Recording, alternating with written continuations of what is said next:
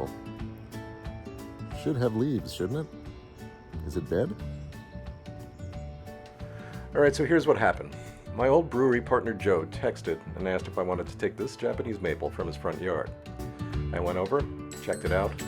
The trunk was huge and twisty. Several big winding branches and a lot of fine branches all over the place. Yeah, I'll take it, I said. So I rewatched a Bonsai Mirai video I had seen a while ago where master bonsai artist Ryan Neal dug up a Pyrrhus and put it in a grow box he built. Didn't look too crazy. So I loaded up a shovel, a reciprocating saw, a lopper, a handsaw, a bucket, some burlap, a roll of twine, and some scissors.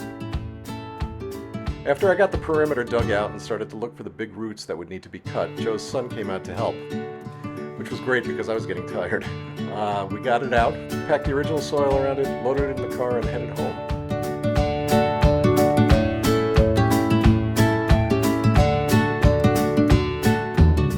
The next day, I built a grow box just like the one I'd seen Ryan Neal build. I planted the tree in a mix of pumice and large grain akadama, set it in some dappled shade, and watered it well.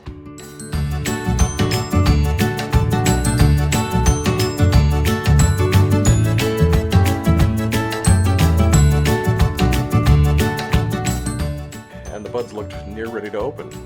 But here's what I think was the problem. From the very next day and over the next few weeks, we had 7 nights that dipped below 40 degrees Fahrenheit. That's a frost risk. And a couple of those nights were freezing, a major risk to both the buds and the roots.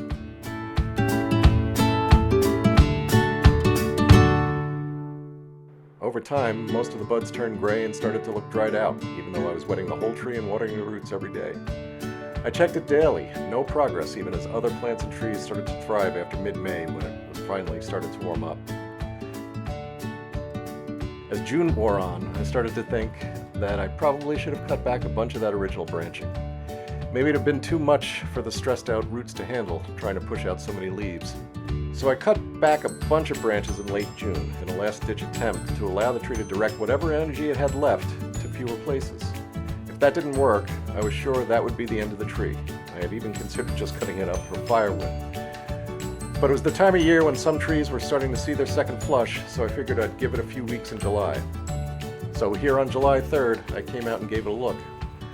I went over the whole tree and wasn't really seeing much. Still looked the same, completely bare. The only thing that was giving me hope was that some of the branches still looked green, which meant they hadn't died yet. Then I saw this at the end of one of the branches on the left. One little leaf bud starting to unfurl. Maybe the tree still had a chance. I was pretty excited.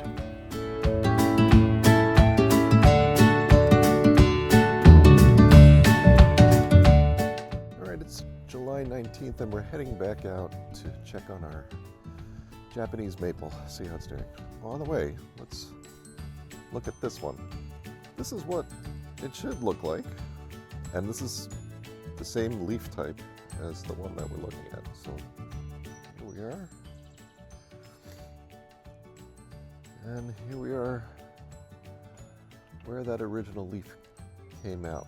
That's the original one. That got pretty big. And a bunch opened up and it's still opening up around it, including down here on the branch. So, good branch here. The rest of the tree, though, still looking pretty bare.